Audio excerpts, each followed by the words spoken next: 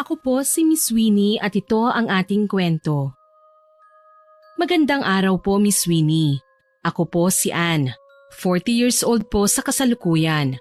Ang kwentong ibabahagi ko po sa inyo ay nangyari noong ako ay 23 years old pa lamang, taong 2008. Ito yung panahong uso pa rin sa amin sa probinsya ang mga paligsahan ng pagandahan at mga sagala sa Flores de Mayo. Ang totoo po niyan, isa ko sa mga palaging nakakasali sa nasabing programa. Nag-aagawan kami ng kaibigan kong si Mia sa pagiging Reyna Elena. Kaso nung magkatuluyan na sina mama at ang papa ni Mia, nagpasya akong ipaubaya na sa kanya ang titulo dahil maganda rin naman si Mia at may ilalaban pa. Literal ko siyang naging stepsister at magkasundo kaming dalawa. Kaso lang, iba si mama. Una pa lang, naiinis na siya kay Mia. Pilit niyang pinalalayo sa akin ng babae. Maliban kasi sa Flores de Mayo, napapasabak din kami sa paligsahan ng pagandahan na pinaglalabanan sa mga karatig barangay. Ito ang isa sa hindi ko makakalimutang karanasan sa buhay na nagbigay sa akin ng aral. Aral na dapat makontento tayo sa lahat ng bagay na meron tayo. Dahil ang taong hindi panatag sa grasya at kakayahang meron siya, nalulunod ng sobra at 10 beses pang babalikan ng karma. Huwag kang lalapit-lapit kay Mia ha, anak?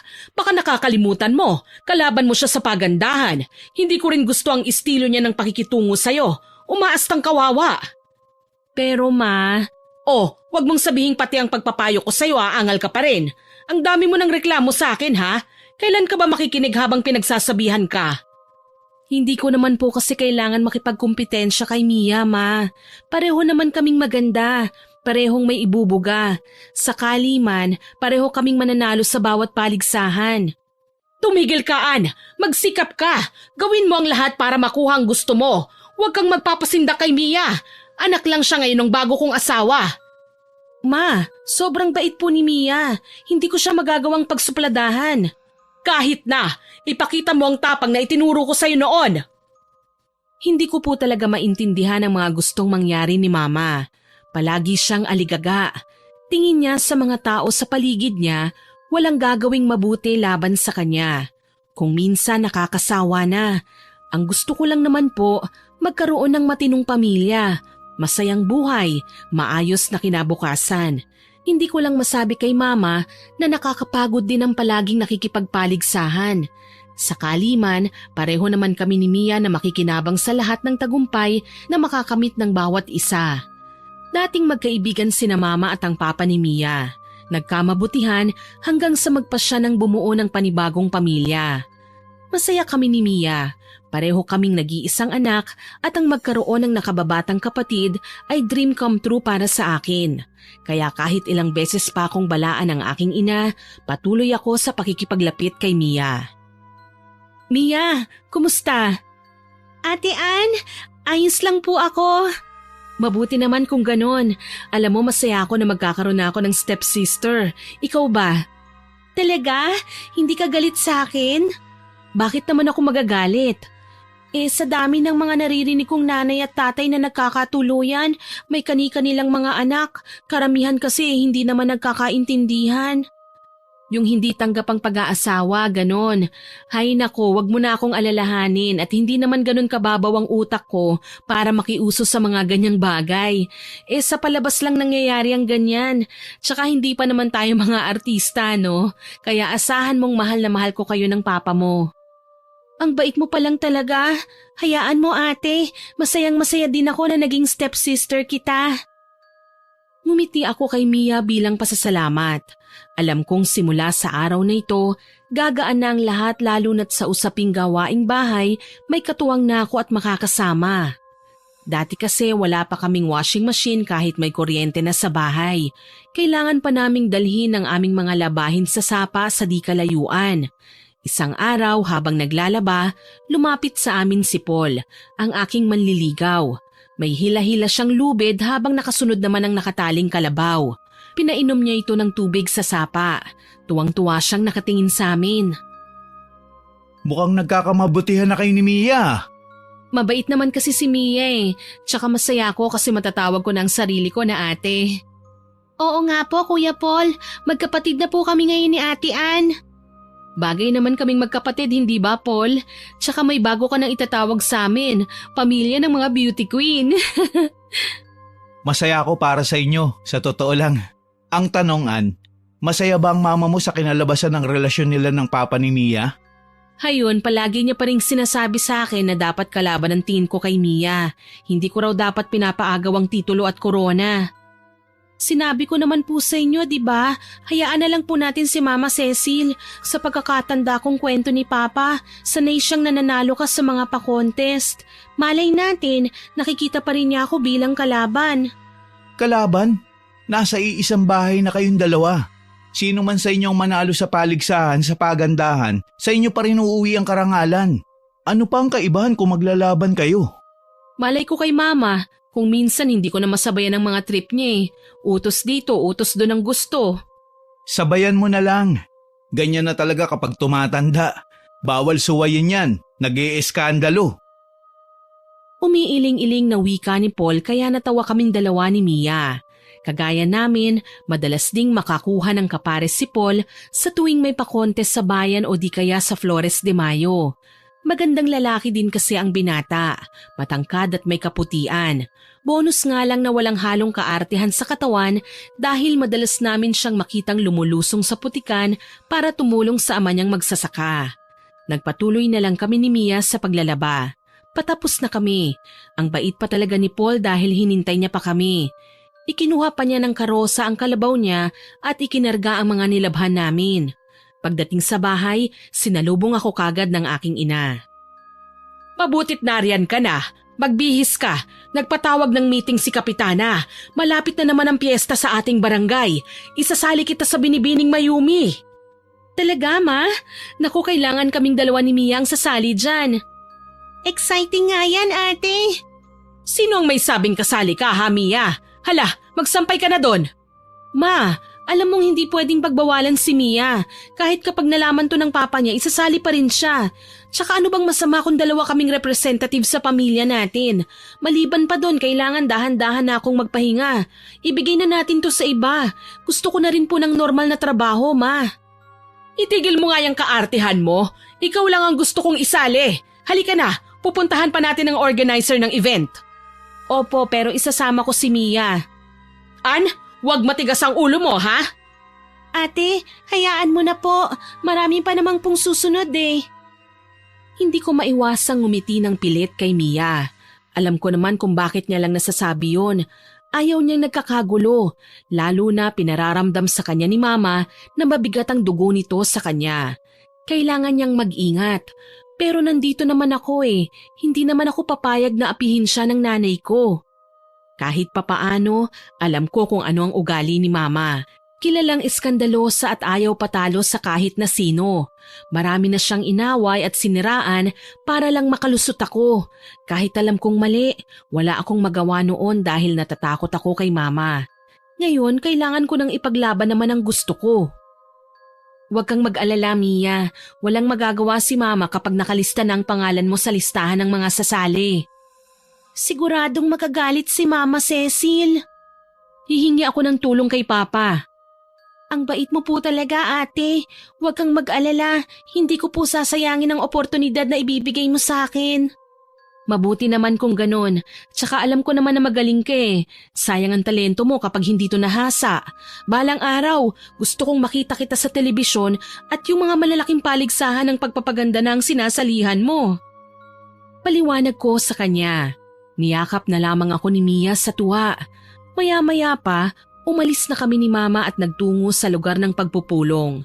Palihim ko ngang inilista ang pangalan ni Mia at kasunod naman ang aking pangalan kaya nang tawagin na ang kanyang pangalan, todo tanggi si Mama sabay sabing hindi sasali si Mia. Salamat na lang dahil nariyan si Papa, ang kanyang tunay na ama at nagpatulong nga ako na maging malinaw na ang pagkakasali ni Mia sa listahan. Walang nagawa si Mama kundi ang magdabog na lamang pauwi. Bakit mo ba inilista ang pangalan ng babaeng yon? Gusto mo ba talagang matalo? Mawag ka nga pong ganyan. Ilang beses ko bang sasabihin sa inyo na itrato nyo rin pong parang anak si Mia? Anak siya ng lalaking pinili niyong pakasalan. Hindi nga ako nagalit ng mag-asawa kayo ulit eh. Sinuportahan ko ang kaligayahan nyo. Kaya sana naman maging mabait po kayo kay Mia. Wala naman siyang ginagawang masama eh. Tse! Kalokohan! Tatay niya lang ang mahal ko. Hindi siya kasama doon. Mama naman, paano kapag ganyan din ang naging treat ng tatay niya sa akin, na kahit mahal na mahal mo ko, papa naman niya ang nang-aapi. Matutuwa po ba kayo nun? Ibang usapan na yon. Para sa akin, kapag inapi ka ng tatay ni Mia, madali lang siyang hiwalayan. Napailing na lang ako sa kakitiran ng isip ni Mama. Hindi ko po alam kung bakit ganito na lang ang trato niya kay Mia. Napakabait naman ang aking stepsister para pagsupladahan niya. Gayunpaman, nagpapasalamat na rin ako na wala si Mia sa bahay ng mga sandaling yon kaya hindi niya narinig ang mga pagtatalo namin ni Mama. Pagdating kasi namin kagad kanina, inutusan niya na bumili ng ulam sa tindahan ng kawawang dalaga. Nung nagpahinga na kami kinagabihan, masaya kong ibinalita kay Mia ang ginawa kong paglista ng pangalan niya sa pa-contest. Gaya nga ng inaasahan ay tuwang-tuwa siya. Salamat ate ah. Hindi ko akalain na bibigyan mo pa rin ako ng oportunidad na makasali. Oo naman, tsaka ang gusto ko talaga manalo ka. Ano? Naku, hindi pwede yon. Magagalit si Mama Cecil. Ano naman ang magagawa niya? Alam mo Mia, ilang beses na akong nanalo sa mga paligsahan. Tsaka okay na yun nakaranasan ko. Hindi ko na kailangan pang gumamit ng koneksyon kagaya ng nakagawian ni Mama. Minsan may mga pangyayari na kailangan nating ipagkatiwala sa iba kaysa panatilihing sa palad natin. Hindi habang buhay panalo pa rin. Hayaan mo po ate, kung ganyan po ang nais mong ipamulat sa akin, huwag kang mag-alala at hindi ako magpapatalo. Maraming salamat kung ganon. Basta palagi mong tatandaan, ano man ang gawin at gustuhin mo, nakasuporta ako palagi sa'yo ha? Maraming salamat po ate. Wala yon. Baka nakakalimutan mo hindi uso ang magdrama. Mabilis na lumipas ang maraming araw. Naging abala kami sa training at paghahanap ng mga isusuot naming gown. Mabuti na lang, suportado din kami ng papa ni Mia. Siya ang gumastos sa mga damit namin at iba pang mahalagang accessories sa bawat batch ng damit na kailangan naming isuot. May kanya-kanya kaming taste sa gown pero kung titignan naman ng iba, maganda pa rin at elegante. Ikatlong araw makalipas ang pagbili ng damit ay ang mismong koronasyon. Walang pagsidla ng galak ng aming mga magulang nang isa-isa kaming rumampas sa entablado, suot ang aming mga piniling damit. Higit sa lahat, hindi ko maiwasang kiligin habang proud akong pinagmamasdan ni Paul sa di kalayuan kasama ang mga magulang niya. Ito pa talaga ang isa sa hindi ko nasasabi kay Mama. Kung bakit halos ayaw ko nang sumali sa pagandahan. May bumihag na kasi sa puso ko at makokontento na ako kung siya lang ang pag-aalayan ko nito. Matagal na kaming nagkakagustuhan ni Paul. Hindi ko lang masabi kay Mama dahil una pa lang, mapili na siya sa mga lalaking nakikipaglapit sa akin. Oo, pumapayag naman siya na maging kapareha ko si Paul sa tuwing Flores de Mayo pero hindi ibig sabihin nun ay malaya na akong makikipagrelasyon sa kanya. Nagkataong magkatabi kami ng pwesto ni Mia sa entablado kaya kinikilig niyang ibinulong sa akin si Paul. Ate, si Kuya Paul oh! Kanina pa nga siya nanonood eh. Hindi tuloy ako komportable. Hindi ko alam kung ayos lang bang itsura ko o kung may dumi ba ako sa mukha ko. Sus, si ate talaga. Ang ganda-ganda mo kaya. Lalo na ngayon ang ganda ng suot mong gown. Maganda rin naman ang gown mo ah. Mahinang bulong ko sa kanya. Alam kong tensyonado si Mia dahil itatanghal na ang mananalo para sa gabing yon. Wala naman akong pakialam kung matalo man ako. Ang mahalaga sa akin, ito na ang maging huling rampa ko at magfo-focus na ako sa paghahanap ng matinong trabaho. Maliban kasi sa pagiging isang kontesera, ginusto ko ring maging isang teacher at kahit mabagal ang usad ay nakapag-aral naman ako. Ngayon gusto ko nang ituloy ito ng walang hintuan. 2 taon na lang kasi at magtatapos na sana ako. Natuon ang atensyon naming lahat nang i-anunsyo na ng host kung sino ang 3 mag-uuwi ng titulo ngayong gabi. May isang pinangalanan para sa second runner-up, ako naman sa first at si Mia ang tinanghal na binibining Mayumi ng aming barangay. Marami pa rin ang tuwang-tuwa dahil hindi kami sumablay sa talent portion, question and answer at iba pa. Masaya na rin ako sa nakuha ko dahil ito naman talaga ang plano ko dati pa eh. Kaso lang iba ang naging reaksyon ni Mama at natikman ko ang galit niya pagkababa ko pa lang ng stage. Bakit nagpatalo ka? Ma, hindi naman po ako talo eh. First runner-up po ako. Wala akong pakialam kahit una ka pa sa first. Ang sabi ko, bakit hindi ikaw ang binibining Mayumi? Ma, ano naman ang magagawa natin? Mga judges po ang may hawak ng resulta. Kasi nga, hindi mo ginalingan.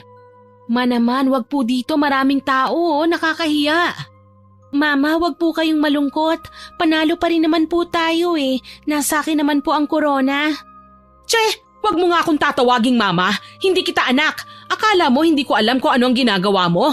Binibilog mo ang ulo ng anak ko para ikaw ang papapanalunin niya. Hindi totoo yan, Ma. Wag na wag mong pagagalitan si Mia. Wala naman siyang kasalanan eh. Anong wala? Wag mo ko nililitoan. Alam ko naman na inuungutan ka ng babaeng yan na papanalunin siya. Palibhasa, palaging bokya at hindi naman talaga magaling. Walang ibang alam kundi ang magpaawa. Halos matunaw ako sa labis na kahihiyan dahil sa pagiging maingay ni Mama. Alam kong hindi siya titigil hanggat hindi niya nakukuha ang gusto niya, kaya kabastusan man na matatawag, iniwan namin siya ni Mia. Napansin naman kami ni Paul na nasa di kalayuan. Siguro po napansin niyang kakaiba ang kilos namin ng aking stepsister, kaya nagmamadali niya kaming hinabol. Anong problema? Uuwi na ba kayo? Ano nangyari sa mama mo? Bakit parang nag-aaway kayo? Nagalit siya, Paul. Ano? Paanong nagalit? Hindi ba nakuha mo naman ang first place? Ayun na nga, hindi siya makontento. Ewan ko ba kung bakit pinipilit pa rin niyang masungkit ko ang corona. Gayong pwede namang maging masaya na lang siya kung anong natanggap namin.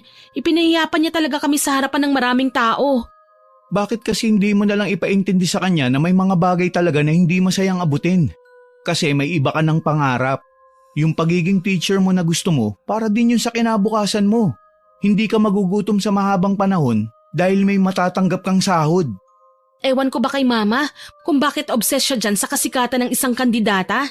Wala namang saysay yan dahil magkakapera lang naman kung mananalo. Kapag walang panalo, malaking nga. Ate, hayaan na lang muna natin si Mama. Baka nabigla lang din siya. Alam mo na po, kahit sino naman talaga na umaasa, masasaktan talaga. Pagpapalamig naman ni Mia sa nagsisimula ko ng uminit na ulo. Ito lang talaga ang isa sa nakamamangha sa anak ng stepfather ko. Masyado siyang mabait, ni hindi siya marunong mga tuwiran para sa sarili niya. Wala siyang ibang iniisip kundi ang sasabihin ng iba. Paano na to? Sakali man na wala ako sa paligid, siguradong aapihin din siya. Sa huli, sabay kaming tatlo na umuwi. Inihatid na kami ni Paul dahil magkakalapit lang naman ang aming mga bahay. Pinakiusapan ko na rin ang lalaki na wag na munang pupunta doon at baka mapagdisketahan naman siya ni Mama. Kagaya nga ng inaasahan, nakaabang ang aking ina sa may pinto pagdating namin sa bahay. Masamang-masama ang tingin niya kay Mia. Si Mia naman nanatiling nakatago sa aking likuran. Hindi niya magawang magsalita. Kilala niya ang nanay ko kapag nagagalit, nananabunot at nagwawala. Mabuti at dumating na kayong dalawa. Ano na naman po ba, Ma? Dito na naman ba tayo mag-aaway? May gusto lang akong linawin sa'yo, Ann. Hindi porke nag-iisa kitang anak, pinasusunod na kita sa layaw. May batas akong ginawa sa bahay na ito na kailangan sundin mo. Hindi pwedeng basta ka nalang susuway dahil naiinip ka lang o ano. Pwede ba, Ma? Tama na? Nagsasawa na po kasi ako sa ingay ng boses nyo eh. Palagi nyo na lang akong pinagsasabihan. Ano ba talaga ang tingin nyo sa akin? Mama, tama na po! Sigaw ni Mia, sabay sinalo niya ang sampal na dapat sana ay sa akin tatama. Hindi makapaniwalang nagpalipat-lipat ang tingin ko sa kanilang dalawa. Galit ako kay Mama sa ginawa niya. Talagang balak pa niya akong saktan. At mas nagagalit ako dahil sinalo ito ni Mia para sa akin. Kita mo na, Ma, pati si Mia na nananahimik na damay mo na. Ganyan na ba talaga kabulag ang pananaw nyo sa mga pangarap? Wala na kayong pakialam kahit sino ang masaktan? Makuha nyo lang ang gusto nyo? Oo, kahit ano pa ang sabihin mo, wala akong pakialam. At ikaw naman, Mia, halika nga rito. Oras na para harapin mo ang galit ko. Napasigaw kami ng hilahin na lang basta ni Mama ang buhok ni Mia. Mabilis na nasira ang pagkakaayos nun. Natanggal ang iilang palamuti at nawasak ang korona. Alam kong malakas ang loob ni Mama na saktan si Mia dahil wala ngayon ang stepfather ko. Umaalis kasi lagi ang lalaki at madalas kaming naiiwan kay Mama para sa mga negosyo niya sa ibang lugar. Mama Cecil, wag po! Hindi ka na nakakatuwa! Ambisyosa ka! Nasasaktan na po ako! Ate, tulungan mo ako! Ma, ano ba? Bakit ka pumapatol sa mga anak mo? Pitiwan mo siya! Hindi ikaw ang mag-uutos sa akin, Ann! Wag na wag mo akong pipigilan! Sumusobra ka na! Madrasta lang kita! Wala kang karapatang saktan ako! At sumasagot ka na sa akin ngayon, ha? Napasigaw ako nang makita si Mama na talagang binanatan si Mia. Wala namang nagawa ang kawawang babae kundi ang umiyak habang pilit na dinedepensahan ng sarili. Kaagad naman akong umawat. Tama na, Ma! Itigil mo na po yan! Matapang ka na, Ann, ha? Sinusuway mo na ako? Ano sa tingin mo ang dapat maramdaman ko, ha? Wala na po kasi sa tama ang ginagawa niyo, Ma. Ang liit na bagay lang nito pero pinalalaki niyo. At saka ano bang inaayaw niyo kay Mia? Anak niyo na rin siya mula ngayon. Wala akong anak na maarte! Singhal sa akin ni Mama. Dala ng labis kong inis, hindi ko na magawa pang harapin si Mama. Hinila ko si Mia at lumabas kami ng bahay. Narinig ko pang tinawag kami ni Mama pero nagbingi-bingihan ako. Sa bahay nila Paul kami nagpunta. Nagulat ang lalaki nang makitang magulo ang mga buhok namin at may mangilan-ngilan na kalmot sa katawan. Binigyan niya kami ng gamot kaya nilinis ko ang mga sugat namin sa katawan. Anong nangyari sa inyo, Ann? Si Mama sinaktan niya si Mia. Mas lalo niyang pinapakita na hindi niya siya gusto. Bakit naman ganun? Ay nako, ang mabuti pa, dito na lang muna kayo. Baka mainit lang talaga ang ulo ng mama mo, Ann. Hayaan mo na muna. Hayaan? Minamanipula niya na kami, Paul. Bakit ba napakahirap sa kanyang tanggapin na gusto ko lang naman mag-aral? Gusto kong makapagtapos at makahanap ng maayos na trabaho.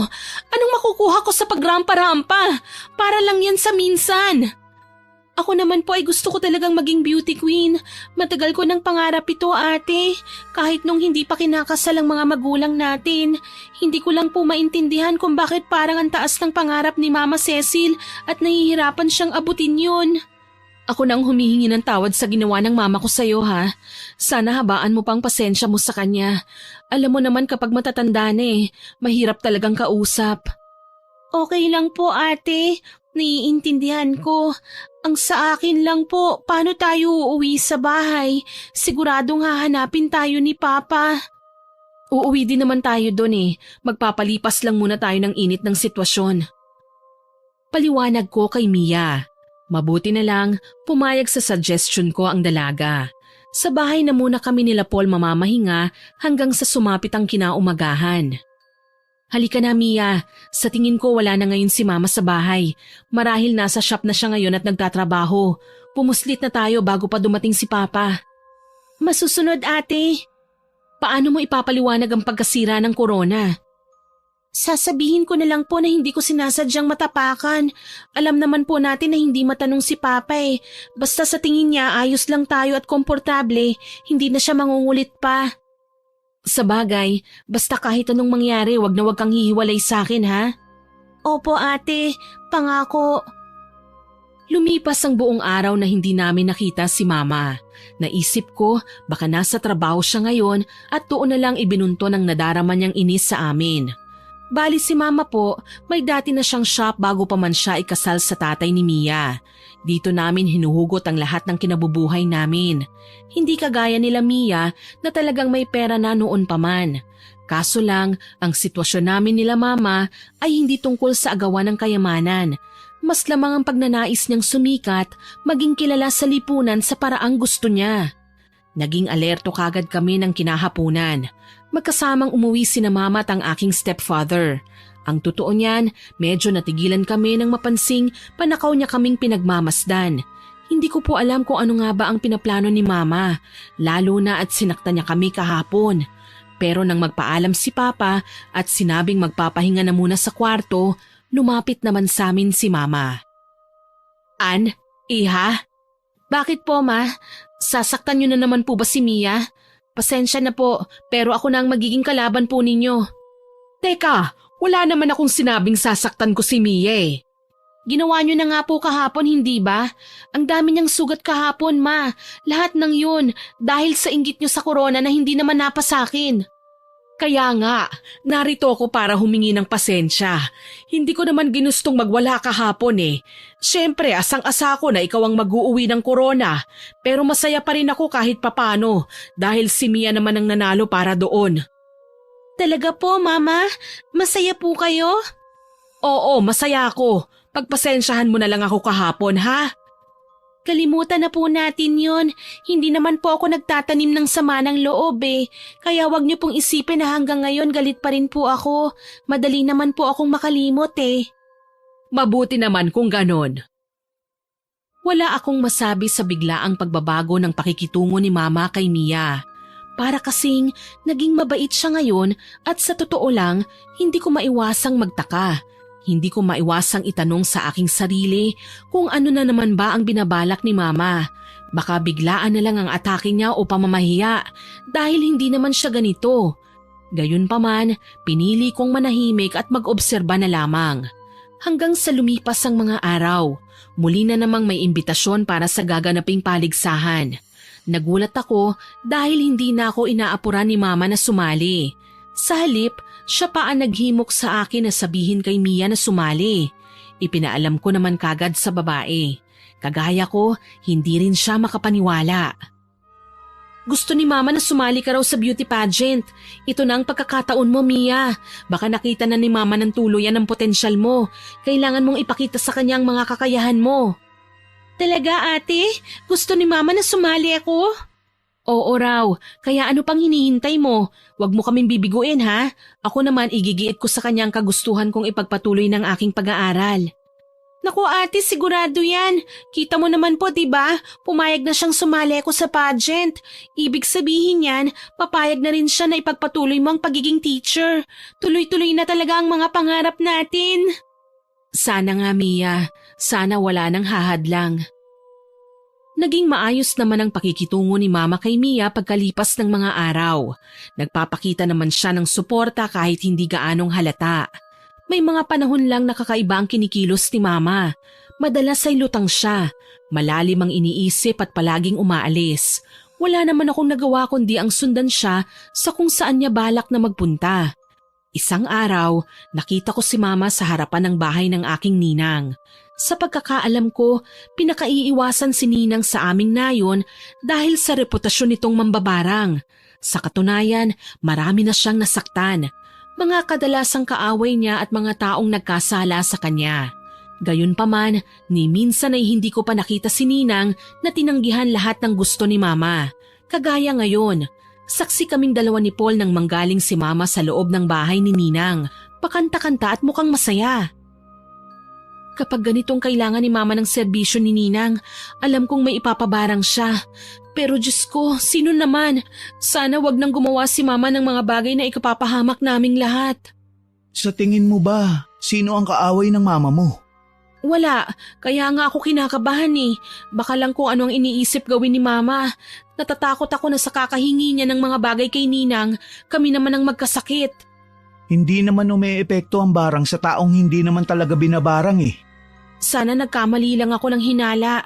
Ayokong magkasala sa iba si Mama, Paul. Hindi kakayanin ng konsensya ko. Malay natin, dinalaw lang niya talaga ninang mo. Ang lalim naman kasi ng iniisip mo eh. Nagtataka lang kasi ko, Paul. Hindi naman ganyan si Mama eh. Nakakapanibago lang. Lagi ka naman bago ng bago dyan sa nanay mo. Alam naman natin ang ugali niya. Huwag na lang tayong magpakampante. Wika ng lalaki kaya hindi na lang ako nagsalita. Huli kong natatandaan, may bitbit siyang ipit sa buhok nang lumabas siya sa bahay ni Ninang.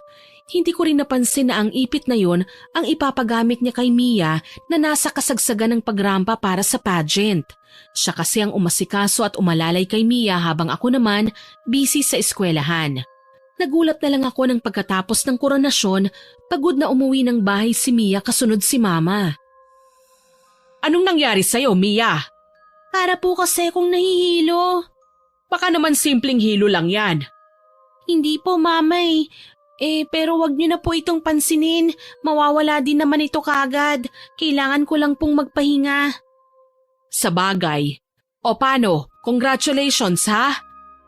Para sa inyo rin po ang tagumpay ko, Mama. Sa inyo ni Ate Ann. Nakakatuwa naman, Mia. Nasungkit mo pa talaga ang corona. Sabi ko naman po sa'yo, Ate, gagawin ko ang lahat. Manalo lang tayo eh. O paano po, magpapahinga na po muna ako. Sobrang sama lang po talaga ng pakiramdam ko. Sige, gigisingin na lang kita mamaya kapag nakapagluto na ako, ha? Sige po, Ate. Maraming salamat po. Nang makapasok na si Mia sa kwarto, sinundan ko naman ang tingin si Mama na noon ay masayang naupo sa sala. Sisipol-sipol siyang pinagmasdan ng koronang dala ni Mia, sinusukat sa sarili at maya-maya ay ngingiti sa harapan ng salamin. Hindi ko maiwasang magtaka kung para saan ba ang kaligayahan ni Mama. Sa pagkapanalo ba ni Mia o dahil sa kanya ibinigay ni Mia ang korona kahit alam naman naming kinulang ang aking ina sa suporta sa kanya. Sa dami ng aking mga napansin, pinili ko na lamang manahimik. Umaasang baka nagkamali lang ako ng hinala. Pagkatapos kong magluto ng aming kakainin, pumasok ako sa aming kwarto para gisingin si Mia. Alam kong pagod siya, pero pwede niya namang balikan ang pagtulog mamaya pagkatapos niyang kumain. Nadatnan ko siyang nakadapa sa kama, kaya kaagad ko siyang niyugyog. Dito ko napagtantong umuungol si Mia sa sakit. Mia? Gumising ka, Mia. Bakit ka ba umuungol? Ate, masakit na ang ulo ko. Baka naman napagod ka lang ng husto sa pageant. Halika, ikain mo na muna yan nang makainom ka ng gamot. Ate, parang mabibiyak na po kasi ang ulo ko eh. Ganun ba? Teka lang, tatawagin ko si Mama. Nagmadali akong bumaba para puntahan si Mama sa sala. Nadatnan ko pa siya na sinasalansan ng mga gamit ni Mia sa isang eco bag. Niligpit ko na lang ang mga ito at hindi na yata nabalikan ni Mia. Masakit po ang ulo ni Mia, Ma. Ano po bang ipapainom ko? Ako na lang ang magpapainom. Nagbilad kasi sa araw kaninang batang yan eh. Baka yun ang dahilan kung bakit sumasakit ang ulo niya. Sige po, Ma. Susunod na lang po ako at magdadala ako doon ng pagkain. Mabuti pa nga. Naging abala ako sa paghahanda ng pagkain ni Mia sa kusina. Hindi naman masela ng babae dahil kahit tuyo lang ang ulam ay kumakain naman siya. Yun nga lang, habang papalapit ako sa kwarto ay naririnig ko na naman ang ungol niya. Tila ba nahihirapan. Binilisan ko ang mga hakbang at nagmamadali sa pagpasok sa loob. Naabutan ko si Mia sa kama, nagpapagulong-gulong sa sakit ng kanyang ulo habang si Mama naman nakatayo lang sa isang tabi habang hindi malaman ang gagawin. Ma, anong ginagawa niyo dyan? Bakit hindi niyo siya tulungan? An, mabuti at dumating ka. Nataranta ako anak eh. Sigaw kasi siya ng sigaw eh. Hindi ba dapat po pinaiinom niyo siya ng gamot? Nawala nga sa isip ko eh. Sige na, ikaw na lang ang bahalang tumingin sa kanya. Nakalimutan ko may kailangan pa pala akong gawin. Ma, ano bang kalokohan yan? Sige na, aalis na ako. Ma naman wag mo akong iwan. Namimilipit na nga si Mia eh. Pero nagpakabingi pa rin si Mama. Sa katunayan, patakbo na niyang tinungo ang pinto ng kwarto saka nagmamadaling lumabas. Wala naman akong magawa para pigilan siya. Nagmamadali kasi siya kaya hinarap ko na lang ang namimilipit na si Mia at kaagad na inasikaso. Mia, ano bang nararamdaman mo? Yung ulo ko po ate, parang mabibiyak na. Teka lang, kukuha ko ng gamot Kailangan mo munang kumalma. Gusto mo ba tawagan ko si Papa? Huwag na po ate, maaabala lang natin si Papa. Mawawala rin naman po ito kaagad. Sana nga Mia. Sige na, kumain ka na muna. Susundan ko lang si Mama sa baba ha. Titignan ko kung ano ba talagang ginagawa niya. Opo, salamat ate. Sige, saglit lang ako. Wika ko sa kanya at umalis na pababa. Hinanap ko si Mama sa silong pero wala naman siya sa kahit saang sulok ng bahay. Naglibot pa ako hanggang sa bakuran pero wala talaga si Mama. Ni wala akong ideya kung saan ba siya nagsususuot. Bigla akong kinabahan nang maalala yung araw na nanggaling siya sa bahay ni Ninang. May bitbit siyang ipit na sa tingin ko nakakabit sa buhok ni Mia kanina. Posible ba na may kinalaman ito sa kanyang pagkakasakit? Kung sakali man na oo, ano ang gagawin ko? Mapapahamak si Mia. Baka ipinabarang siya ni Mama nang wala kaming kaalam-alam. Nakakaduda pa naman ang biglaan niyang pagiging mabait sa aking stepsister. As in walang babala o abiso man lang ang pagbabati nila.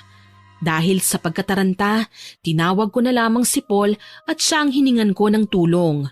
Hindi pa raw kasi makakauwi ang papa ni Mia dahil may mga kailangan pang asikasuhing negosyo. Ang sabi lang, magpapadala ng pera sakaling kulang ang panggastos para sa susunod na paligsahan.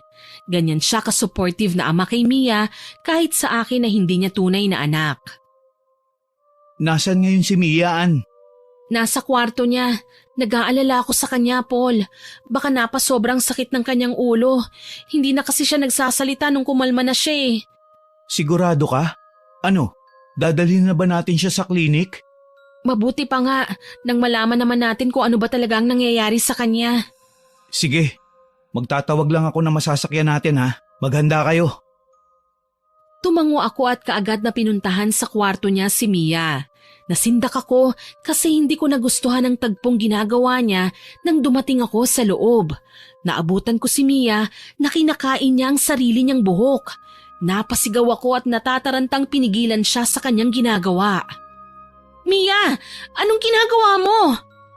Ate, nawawala po kasi ang sakit ng ulo ko kapag kinakain ko ang mga buhok ko eh. Itigil mo nga yan. Hindi ka ba naaawa sa sarili mo? Nakakapangalahati na oh. Hayaan mo na ako, ate. Maawa ka naman sa akin. Hayaan? Hindi kita pwedeng pabayaan. Heto nga't dadalhin na kita sa doktor. Singhal ko sa kanya kaya wala siyang nagawa kundi ang umiyak.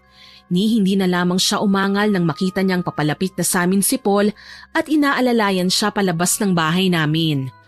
Pagdating sa klinik sa bayan, tinignan kagad ng doktor si Mia. Kukunot-kunot ang kanyang noo. Wala siyang makitang matinong findings ukol sa nararamdaman ng dalaga. Basta sinabihan lang kami na reresetahan niya ng gamot si Mia tapos ipapainom. Ayun lang at hindi na siya kailangan magtagal sa doktor. Iniuwi nga namin kagad si Mia pagkatapos ng check-up. Napaalam ko na sa papa niya ang nangyari at nangakong uuwi kagad kinabukasan oras na matapos na ang inaasikaso niya. Natakot ako at kinabahan nang hanapin ng stepfather ko si Mama. Pinagtakpan ko na lang siya dahil ayaw ko naman na maging dahilan pa ito ng kanilang pagtatalo. Isa pa, nariyan naman si Mama nang dumating kami ni Mia sa bahay kasama si Paul. Saan ka ba nanggaling, Ma? Bakit bigla kang nawala? Diyan lang sa labas. Kayo, saan ba kayo nanggaling? Bakit parang humahangos pa kayo? May emergency kanina dito, Ma. Tapos bigla kang nawala. Eh may importante din kasi kung ginawa kanina eh. Bakit ba? Tsaka alam mo anak, heto, para hindi mo masabing hindi ko inaasikaso si Mia. Ipainom mo sa kanya itong kape. Ann, ihatid na kaya muna natin si Mia sa kwarto niya. Baka gusto niya nang humiga eh. Mabuti pa nga, para mapainom ko sa kanya ang kape. Ano pong klaseng kape yan, Auntie? Native yan, Paul. Bakit? Gusto mo ba? May natitira pa naman dito na pwede kong ipainom sa'yo. Naku, wag na po. Uminom na kami kanina bago umuwi. Inalalayan ko lang talaga si Ann na maihatid dito si Mia. Mabuti naman kung ganon. Sige, kayo na ang bahala sa kanya. Hinatid namin sa kwarto niya si Mia at hinayaang makapagpahinga. Mula doon, napapansin ko na ang palaging pagbabantay ni Mama sa kanya. Para bang pinakikiramdaman niya kung may ibibigay ba kaming iba sa babae kagaya ng gamot o kung anong mga pagkain na kaduda-duda sa kanya. Kalaunan mas lumala ang kalagayan ni Mia. Tuluyan na siyang nakalbo dahil sa panakanakang paglantak niya ng sariling buhok. Umabot pa sa puntong pati ang kanyang anit ay nagsusugat na kaya hindi na namin ito magawa pang gamutin gamit lang ang ointment. Pina-check up namin ulit siya sa doktor pero ang sabi, allergies lang daw ang meron sa pangangati ng anit ni Mia. Nakakaawa naman si Mia, no? Ang bait niya pero nagkaroon siya ng ganitong karamdaman. Ewan ko nga ba kung bakit eh. Ang hirap tanggapin na malala na ang kanyang sitwasyon ngayon. Gusto ko siyang tulungan pero hindi ko naman alam kung paano. Sa tingin mo ba, maniniwala ka kapag sinubukan natin siyang ilapit sa albularyo? Subok lang naman, Ann. Walang mawawala. Bakit? Malaki ba ang tsansa na gagaling siya sa albularyo? Ibig kong sabihin, nahirapan nga ang mga doktor na kumpleto sa gamot at kagamitan, hindi ba? Paano pa ang albularyo na mga dahon-dahon lang ang ginagamit? Malay natin. May mga sakit naman talaga na hindi gumagaling sa doktor kasi naghahanap ng herbal. Parang ganun. Sige, mukhang ligtas naman yung sinasabi mo. Pwede naman natin siyang patignan sa albularyo. Kung ganun, bukas maaga akong babalik dito. Isasama ko yung albularyo na titingin kay Mia. Sige ba, maraming salamat ha. Oo naman, basta ikaw. Kahit papaano, napanatag naman ako sa mga sinabi ni Paul. Magsasama na lang daw siya ng albularyo. Hindi ko naman akalaing matagal ko na palang kilala ang albularyo na tinutukoy niya. Si Mang Pedring na nagtitinda ng mga langis sa bayan. Mabuti na lang wala si Mama sa bahay ng mga sandaling yun. Napag-alaman kong madalas siya sa bahay ng aking ninang. Hindi ko alam kung ano ang ginagawa niya pero habang tumatagal, nagbabago na ang pakikitungo ni Mama sa amin. Madalas siyang tahimik at nagiging weirdo. Umaabot pa sa puntong hindi ko na nga siya nakakasama. Basta nakikita ko na lang si Mama na palaging may handog para kay Mia. Kung ano-ano lang naman, mga gamit, ipit, minsan pagkain. Sa bawat pagtanggap ni Mia ng mga bagay na yon, mas lalong lumalala ang kalagayan ng babae. Mas nahihirapan na siyang gumalaw at makipag-usap. Namamaga ang kanyang balat, nagkakaroon ng pantal at halos malusaw na ang bawat kuko. Gulat na gulat nga si Mang Pedring nang makita niya si Mia. Isa itong malalang kaso ng pambabarang. Barang? Oo, isang masamang mambabarang ang may kagagawa ng pagkakasakit niya. Kita mo na, Ann, hindi lahat ng karamdaman pwede sa ospital at mga doktor. Ang mabuti pa, Iha, ihanda mo na muna ang planggana at tubig na may asin. Sige po, ihahanda ko po. Wika ko sa matanda, tsaka iniwan na muna sila Paul na nakaabang kay Mia. Halos hirap na sa paghinga ang aking stepsister, kaya ganun na lang ang pag-aalala namin. Binilisan ko na lang ang paghahatid ng plangganang may lamang tubig at naabutan pa ang matanda na umuusal nang hindi ko maintindihan na lengguwahe. Anong ginagawa niya, Paul? Nagsasagawa siya ng orasyon, Ann. Ito ang una niyang ginagawa para sa pagtatawas. Naiintindihan ko. Ang pagtatawas ang isa sa detalyadong paraan para malaman natin ang tunay na nangyayari kay Mia. Makikita natin sa mabubuong imahe mula sa tinunaw na kandila ang eksaktong ginagawa sa kanya ng mambabarang. Nakakamangha naman pala yan. Sisimulan ko na ang ritual. Huwag na kayong maingay. Tumango naman ako kagad at pinagmasdan ang ginagawa ng matanda. Nakita ko siyang naging abala na ng mga sumunod na sandali. Nagdasal siya at umusal ng mga lengguwaheng tanging siya lang ang may kayang umusal. Sinasabayan ito ng pagpapausok ng insenso. Tapos may kinuha siyang kung anong langis sa kanyang bag at ipinahid sa noo ni Mia. Bahagyang umungol ang dalaga kaya naman napaatras ako. Todo dasal pa ako na sana maging okay na ang lahat, na sana malaman na namin ang totoo. Kanina ko pa napapansing balisa ka. Maupo ka na kaya? Ayos lang naman ako, huwag mo kong alalahanin. Sige na, para naman ma-relax ka. Wala naman mangyayaring masama dyan eh. Sigurado ka ba? Oo naman, ako pa ba? Uupo na nga sana ako sa naroong bangko nang mahagip ng aking tingin ang pagdaan ni Mama sa tapat ng kwarto ni Mia. Parang hangin lang, mabilis at tahimik pero alam ko na si Mama ang nakita ko. Tuloy, tumayo ako at sinundan siya sa ibaba. Nakita ko si Mama na pumasok sa isang bakanting kwarto. Napakunot noo ako. Ano kaya ang ginagawa niya doon, gayon ang silid naman nila Papa ay nasa kabilang bahagi malapit sa kusina.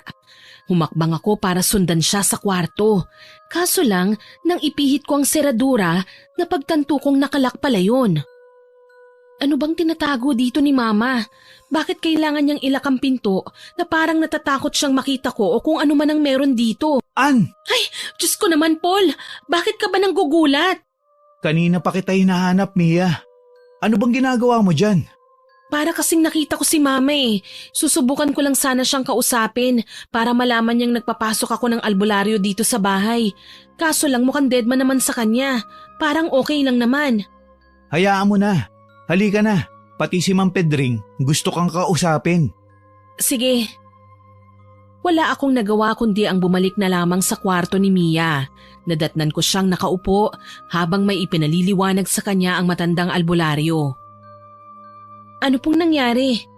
Hindi ko alam kung ikatutuwa mo ba o hindi ang mga sasabihin ko. Pero hindi ko direktang magagamot si Mia. Pero bakit po Mang Pedring? May problema po ba? Malaking malaki ang problema, Ann. Ang nanay mo kasi ang maaapektuhan. Oras na isagawa ko ang rebuelta. Sa kanya tatama ang barang dahil siya ang naghangad nito sa kinakapatid mo. Ano? Iniangat ni Mang Pedring ang tinunaw na kandila. Nabuo nga doon ang isang imahe at yun ay imahe ng aking ina. Hindi ko tuloy malaman kung ano ang gagawin. Kabado ko, balisa at hindi mapakali. Alam kong oras na ipagawa ko kay Mang Pedring ang rebuelta, mama ko ang magdurusa. Kailangan ko siyang kausapin. Alam kong may kinalaman ang nangyayaring ito sa pagkakasagutan namin tungkol sa pagtanggi ko na sumali pa sa mga paligsahan. Pansamantala na lamang na binigyan ng orasyon ni Mang Pedring si Mia para wag na munang makaramdam ng hindi maganda sa gabi. Alam kong hindi magugustuhan ni Mama ang gagawin ko pero kailangan ko siyang kumprontahin. Kaya naman kinausap ko kagad siya nang makorner ko siya papasok sa kusina. Ma, mag-usap nga tayo. Bakit? Ma, ano po bang problema nyo? Matagal na po kitang hindi nakakausap. Bakit mo pagugustuhin kausapin ang kagaya ko? Hindi naman mahalaga ang boses ko para sa'yo, hindi ba? Tingin nyo naman sa akin ay masama. Tingin nyo sa akin walang ginawang mabuti. Ako na ang sakim at matigas ang ulo. Ma, gusto ko lang naman pong ipaintindi sa inyo na may mga bagay lang po talagang hindi na namin nagugustuhang gawin. Malaki na po kasi ko, Ma, at habang tumatagal, nagkakaroon na ng pangarap. Para mo na ring sinabi na hindi mo magagawang sundin ang gusto ko, na hindi mo ako kinikilalang ina mo. Saan ba nanggagaling yan, Ma? Alam niyo po bang may kinalaman kayo sa pagkakasakit ni Mia? Kayo po ang may kagagawan kung bakit siya nasa kalunos-lunos na kalagayan ngayon. Sinamaan ako ng tingin ni Mama. Aniya, wala raw akong karapatang magsalita ng hindi maganda laban sa kanya dahil wala akong alam. Ma, bawiin mo ang binigay mong sakit kay Mia. Hayaan mo siyang gumaling. Hindi siya pwedeng lumala pa. Nagkasakit siya dahil sa pagiging gahaman niya sa kasikatan. Pasalamat ka nga, yan lang ang inabot niya eh. Hindi na siya dumaan sa pagkakaroon ng mga insektong naglalabasan sa iba't ibang parte ng kanyang muka, na hindi na siya nagsusuka ng uod o kung ano-anong maruruming likido. Hindi ko po alam kung bakit kinailangan yung gawin sa kanya to, Ma. Naaawa ako kay Mia. Naging mabuti siyang anak sa inyo, kahit hindi naman talaga siya galing sa inyo. Wala akong pakialam. Basta isa lang ang malinaw sa akin. Nagmana siya sa nanay niya na dati talagang napaka-ambisyosa. Natigilan ako bigla sa sinabi ni Mama. Ngayon ko lang siya narinig na nagbanggit ng tungkol sa mama ni Mia. Dati kasi, kapag napag-uusapan ito ng stepfather ko at ni Mia, hindi naman siya nakikisali. Tapos ngayon basta na lang niya babanggitin, kahit sa aking pagkakaalam patay na ang mama ni Mia kagaya ng aking papa. Ano naman po ang kinalaman ng mama ni Mia sa pangyayaring ito, Ma? Hindi mo alam? Sumasali din ako sa mga pagandahan dati, pero naagawan ako ng korona ng nanay ni Mia, kaya nga galit na galit ako sa kanya. Ano? Oo, gusto kong maging reyna. Gusto ko ako lang ang tanghaling panalo. Pero anong ginawa ng nanay ni Mia? Umeksena siya at nagpakitang gilas. Ang masaklap pa, naitsapuera ako. Hindi ko po alam na may ganyang kayong nakaraan, Ma. Hindi niyo naman po kailanman naikwento sa amin ang tungkol sa bagay na yan. Bakit ko ikukwento ang sarili kong kabiguan? Para pagtawanan ako? Gawing kaawa-awa? Ha! Hindi mo pa alam kung ano ang mga kaya kong gawin, anak. Pilit kong kinalimutan ang kaalaman na ito noon nang dumating ka sa buhay ko. Pero bakit bumalik ngayon, Ma? Kawawa naman po si Mia. Wala siyang kasalanan. Walang kasalanan? Ganun ka kasigurado na wala nga siyang kasalanan? Hindi mo ba nakikita? Paulit-ulit pa rin nangyayari ang hindi dapat mangyari. Ano po bang ibig niyong sabihin, Ma? Ikinuwento sa akin ni Mama na kung ano raw ang ginawa ni Mia ngayon, ganun din ang ginagawa ng nanay nito kay Mama noon. Para sa akin, wala namang katuturan ng rason ni Mama. Maliit na bagay lang kung tutuusin. Hindi kailangang palakihin ang issue. Pero para sa aking ina, tila pa buong buhay na siyang naging miserable dahil lang dito. Kaya naman muli kong binalikan si Mia sa kwarto at kinamusta siya. Mahihirapan akong kumbinsihin si Mama na gumawa ng kahit na ano. Nadatnan kong tulala sa ibabaw ng kanyang kama si Mia. Hilam sa luha ang kanyang mga mata. Batid kong nahihirapan ngayon ang aking stepsister. Nakikita ko naman sa itsura niya ngayon ang kalunos-lunos niyang kalagayan. Awang-awa ako na lumapit sa kanya. Ayos ka lang ba, Mia? Mukha ba akong ayos, ate? Hirap na ako. Wala naman akong kasalanan eh. Pero bakit kailangan kong pagdaanan ng lahat ng ito? Nahihirapan na ako eh. Alam ko at naiintindihan kita. Hindi ate, kahit kailan hindi ko maiintindihan ang nanay mo kung bakit kailangan niya akong ibabarang hanggang sa maging miserable ako. Bakit ka sa akin nagagalit? Ginagawa ko naman ang lahat na pwede kong gawin, hindi ba? Nagsikap naman ako. Kulang pang pagsisikap na yan ate, hindi pa sapat. Ano ba kasi ang gusto mo? Ibalik mo sa nanay mo ang sakit na ito na binigay niya sa akin. Ayoko nito, ayoko. At nagwala na nga ng tuluyan si Mia. Kahit hirap siya sa paggalaw, hindi ko maipaliwanag kung paano niya nagawang hablutin lahat ng gamit na nasa malapit sa kanya. Hinayaan itong nagkalat sa sahig. Napapaatras na lamang ako sa gulat. Simula nang magkakilala kami ni Mia, hindi ko siya nakitang nagalit.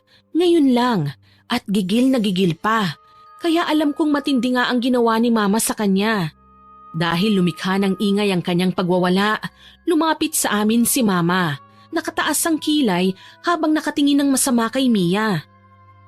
Anong ingay na naman ba ito?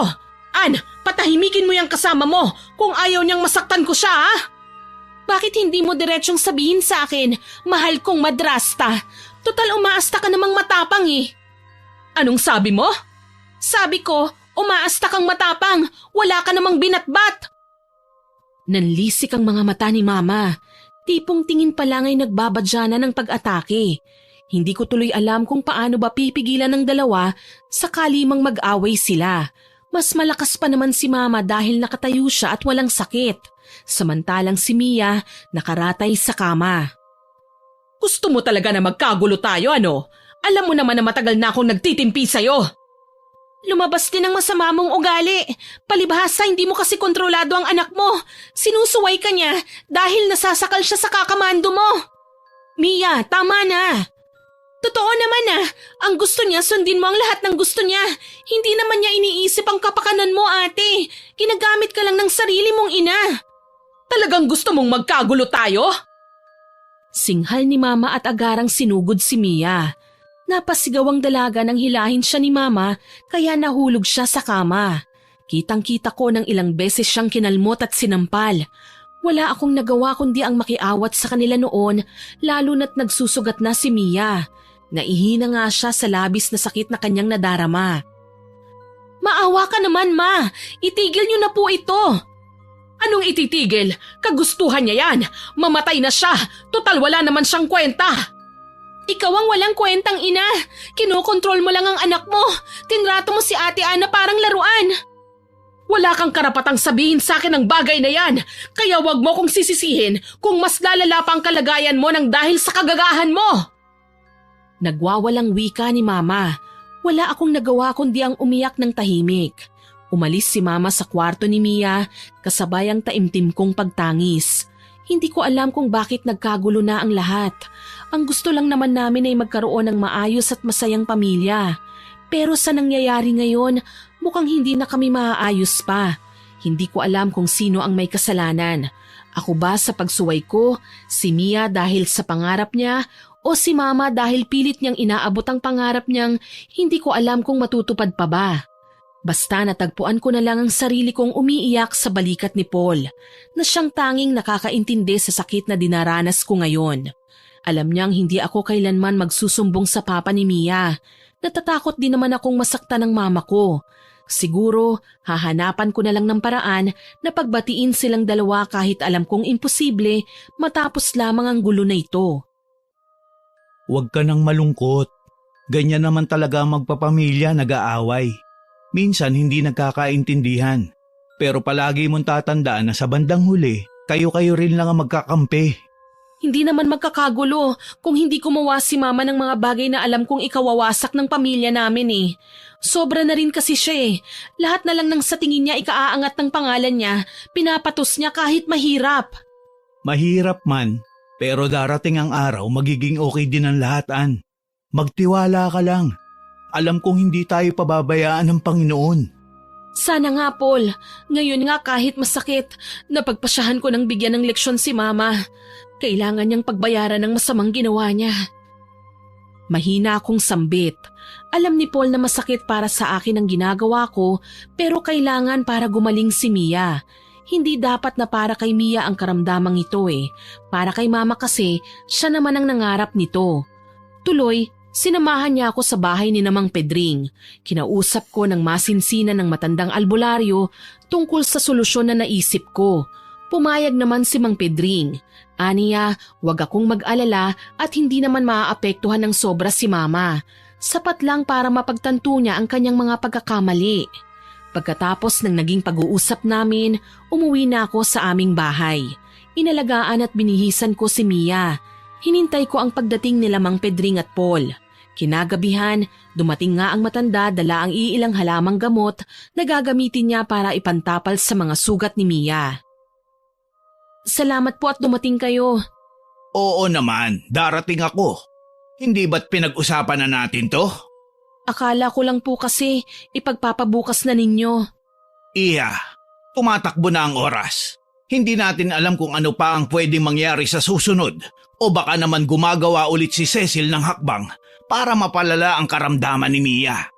Kailangan na nating kumilos kagad. Hindi naman pwedeng babagal-bagalan tayo. Salamat sa pagsama mo kay Mang Pedring dito ha. Walang anuman, Ann. Sinimulan na ng matanda ang pagsusumbalik ng barang na dumapo kay Mia. Muli, nagsindi kami ng insenso at nagpausok. Nalalanghap ko ang bango nun sa buong kwarto. Nakaka-relax, nakakapagpakalma. Pero hindi ko magawang isipin ang sarili ko ng mga sandaling yon. Nakatuon ang atensyon ko kay Mia, nakasalukuyang ginagamot ng matanda. Tumayo lang ako sa isang tabi, tahimik na pinagmamasdan ng paligid hanggang sa mapansin kong lumalamig na ang temperatura sa paligid. Nagkaroon na ng mga ingay na hindi namin alam kung saan nanggaling. Nagbago ang kulay ng mga mata ni Mia. Naging pula at maugat kaya gayon na lang ang pagkataranta ko. Anong nangyayari kay Mia? Sinasapian siya ng taong nambarang sa kanya.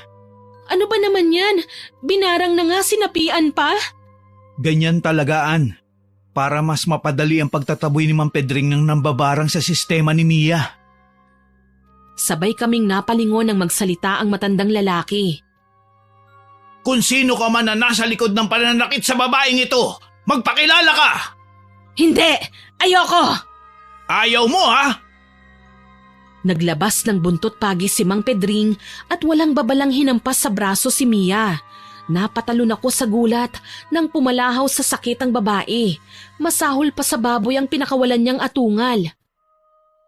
Bakit mo ako sinasaktan? Bakit? Nagtatanong ka pa talaga? Alam mo naman siguro na may atraso ka sa batang ito, hindi ba? Wala akong atraso sa kanya. Ginusto ko lang na sumikat, pero agaw eksena ang babaeng yan. Porke agaw eksena ba'y kailangan mo nasaktan at bigyan ng karamdaman? Ganun ba? Ano ba sa tingin mo? Hindi pa ako nahihibang para hayaan na lang si Mia na magsaya habang ang nanay niyang haliparot ay halos sirain ang buhay ko noon. Bakit? Inutusan ba ni Mia ang nanay niya na gawing miserable ang buhay mo? Sabihin mo ngayon, sino ka? Bigyan mo ko ng pangalan! Bigyan mo ko ng pangalan! Wala kang makukuha sa akin, tanda! Papatayin ko si Mia at hindi nyo na matutulungan pa! Muli, hinampas ni Mang Pedring ng buntot pagi si Mia. Umatungal ang babae na animo sinisilaban. Sinubukan niyang magpumiglas pero hinampas pa rin siya ng pangontra. Pumalahaw na si Mia hanggang sa kalaunan nagbabago na ang boses niya. Nagiging kahawig na ito ng boses ni Mama. Dito na ako kinabahan. Dahan-dahan akong umatras at pumuslit palabas ng kwarto. Dumiretso ko sa silid ni Mama at naulinigan ko nga ang boses niyang umuungol. Palihim akong sumilip at nagpasalamat nang makitang bukas ang pinto. Bahagya ko itong tinulak. Gulat, takot at pangingilabot ang aking nararamdaman nang makita ko si Mama na pagulong-gulong sa sahig. Animo sinasapian din habang sumisigaw. Ang nakakasindak pa, namamagana ang braso niya na tila dinaanan ng ilang hagupit na parang kagaya ng ginawa ni Mang Pedring ngayon kay Mia. Diyos ko, hindi yata't si Mama ang sumapi kay Mia. Bakit nasa kanyang pamamaga? Bakit parang siyang naapektuhan ng mga hagupit ni Mang Pedring? Isa na ba talagang mambabarang si Mama? An, nandito ka lang pala. Ang sabi ni Mang Pedring, huwag mong lalapitan ng mama mo. Siya ang nambarang kay Mia. Pero Paul… Alam kong naaawa ka sa mama mo. Pero hayaan na muna natin, An. Makakausap din natin ang mama mo. Hindi porke siya na ang may gawa ay sa kanya nagaling ang kapangyarihan. Minsan, ginagamit din siya para makapaminsala sa iba. Sige, iiwasan ko na muna si Mama. Malungkot kong wika at umalis sa lugar na yon. Pinalikan ko na lamang si Mia at inasikaso. Sa mga oras na yon, kalmado na si Mia. Luhaan pero halatang pagod. Tila ba hindi siya nakatulog ng maayos. Kumusta ka na, Mia? Hirap na po ako, ate. Hindi ko na kaya. Huwag mong sabihin yan. Hindi ba sabi ko sa'yo, marami pa tayong sasalihang contest? Hindi naman natutuwa ang mama mo sa ginagawa ko eh. Minamasama niya ang lahat. Alam ko, pero hindi ba dapat huwag tayong papaapekto? Ganyan lang siya ngayon pero darating ang araw, ikakatuwa rin niya ang ginagawa mo. Ayoko na, ate. Susuko na po siguro ako. Huwag mong sasabihin yan. Nakita mo naman na ginagamot ka ni Mang Pedring, hindi ba? Hindi ka namin susukuan. Gusto ko lang po kasing itanong, bakit humantong sa ganito ang lahat? Naging mabuti naman akong tao. Naging masunurin akong anak at mapagmahal na kapatid. Minahal ko kahit hindi ko kadugo, ate. Hindi ko masasagot yan, Mia. Sa ngayon, kailangan muna nating pagkatiwalaan ang isa't isa. Wala naman akong ibang hinangad kundi ang gumaling ka eh. Malungkot kong pahayag kaya nagkaiyakan kaming dalawa. Kahit papaano, naiintindihan ako ni Mia. Niyakap ko siya at pinaramdam sa kanya kung gaano ko siya kamahal. Maging si Paul, natuwa sa nakikita sa amin ni Mia. Inakbayan niya kami at sinabihang walang imposible kung habang nagpapagamot ay tatawagin din namin ng Panginoon. Paano po si Mama, ate? Kahit nagtatampo ako sa kanya, nag-aalala rin po ako. Huwag kang mag-alala. Ako na ang kakausap kay Mama. Alam kong maiintindihan niya ang lahat. Siguro nilamon siya ng kapangyarihang mambarang, kaya nabulag siya sa katotohanan. Oras na napaintindi ko sa kanya ang lahat. Siguro naman babalik din sa dati ang lahat. Sana nga po, ate. Namimiss ko na po yung dating saya ng pamilya natin. Yung saya nung bagong kasal pa lang sina Mama at Papa. Ngumiti ako at niyakap si Mia ng mahigpit. Alam ko naman na darating din kami sa bagay na yun.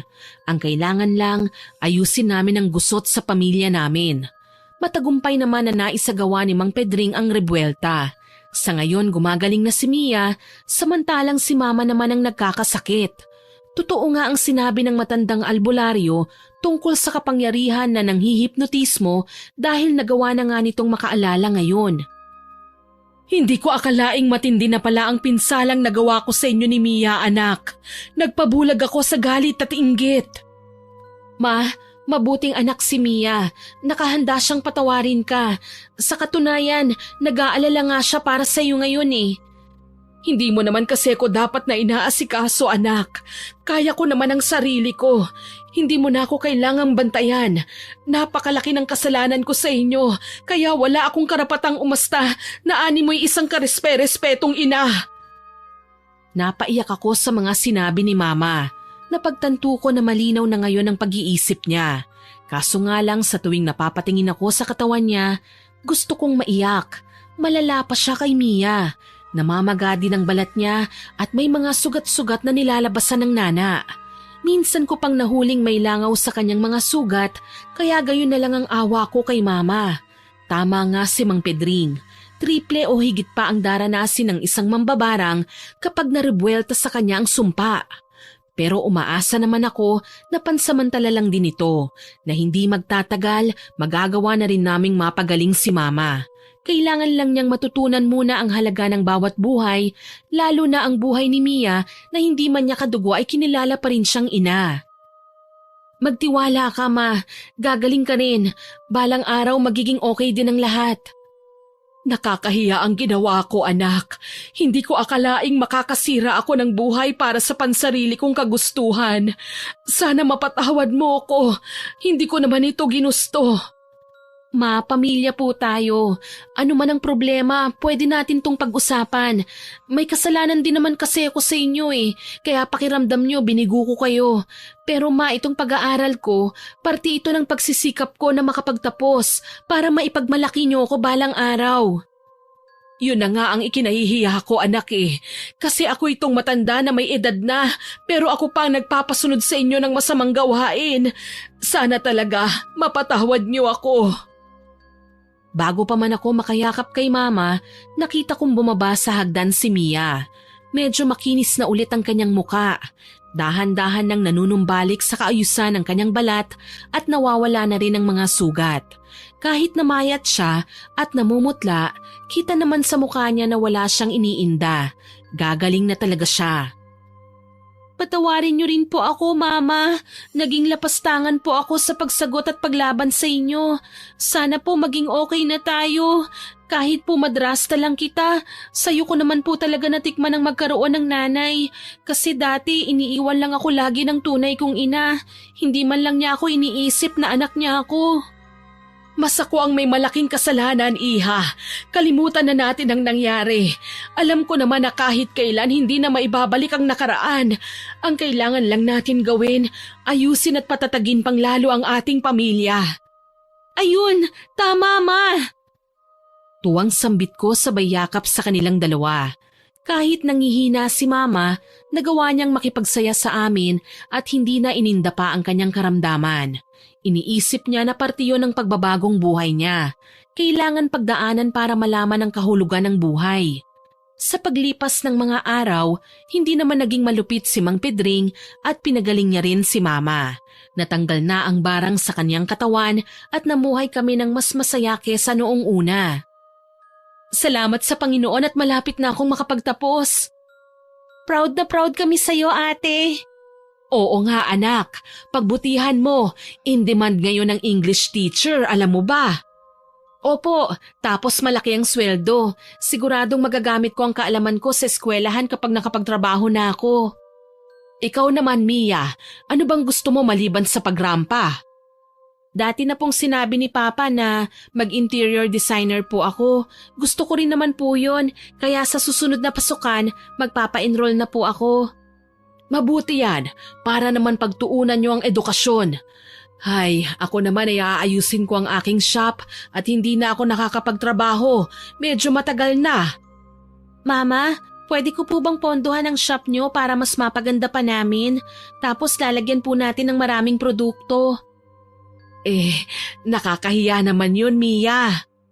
Huwag po kayong mahiya, okay? Ayos na po yun. Wika pa niya kaya tuwang-tuwa na lang din ako. Kahit papaano naging maayos naman ang hanap buhay namin. Hanggang ngayon, bumabiyahe pa rin ang papa ni Mia sa iba't ibang lugar para sa negosyo pero maayos naman ang relasyon nila ng aking mama. Sa katunayan, kauuwi lang ni Papa last week para sa birthday ng aming mama. Pareho kaming naging matagumpay ni Mia sa larangan na aming pinili. May mga maayos na rin kaming trabaho. May sarili na akong pamilya, kami ni Paul, pero ayaw pa rin nila kaming bumukod. Dadalawa lang daw kami, rason ni Mama, kaya bakit pa raw kami lalayo? Kapag nagsipag-asawa kayo, maiiwan na lang akong mag-isa dito sa bahay. Mas masakit yon sa parte ko dahil araw-araw ko kayong mamimiss. Narinig mo yon ate, kaya dito lang talaga tayo, bawal lumayo. Malulungkot si Mama. Oo naman tsaka hindi naman ako ang tipo ng taong lumalayo kagad kapag may magaganda nang nangyayari sa buhay. Mas masaya pa rin naman mag-celebrate kasama ang pamilya. Tama ka ate, kapag nagmamahala ng pamilya, hindi uubra ang inggit at paninira ng iba. O kahit ang barang pa, hindi tayo tatablan. Okay na rin sa akin ang setup na ganito kasi alam kong may magbabantay ng anak ko. Sa ngayon, nasa 20 anyos na rin ang panganay ko habang ang bunso ko naman ay nasa 13 anyos. Si Mang Pedring naman, regular pa ring dumadalaw sa amin.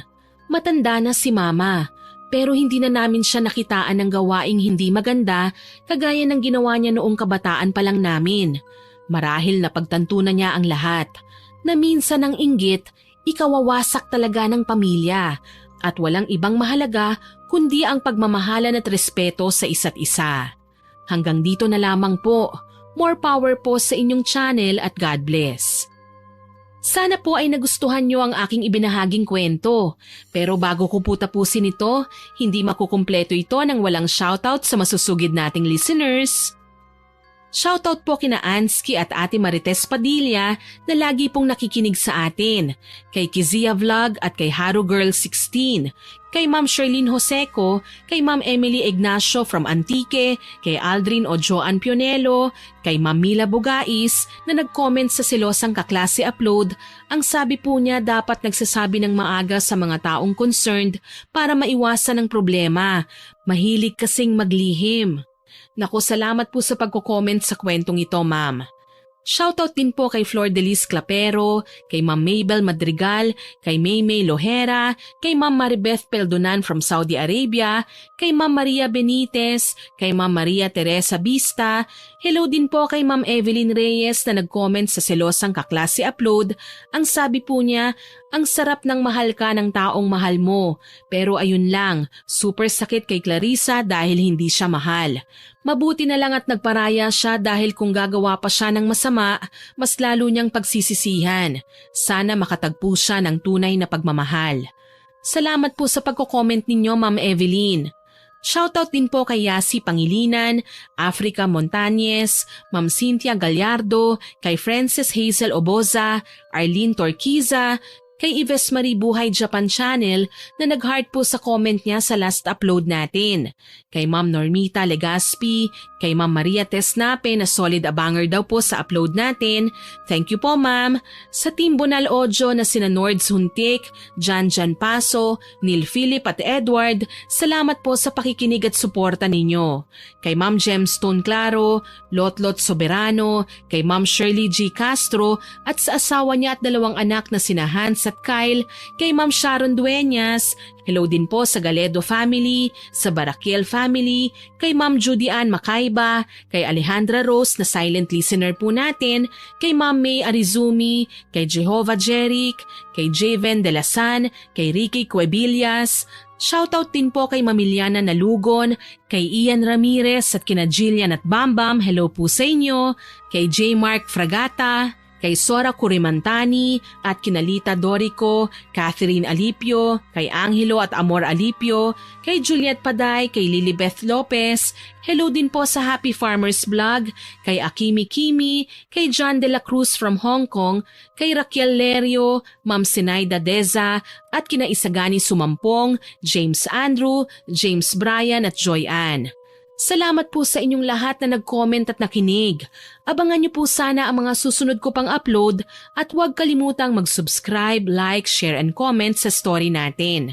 Para rin po updated kayo sa mga latest upload natin, pindutin niyo lamang po ang notification bell para alam po ninyong may bagong upload tayo. Muli, ako po si Miss Winnie na nagpapasalamat sa inyong suporta at pakikinig.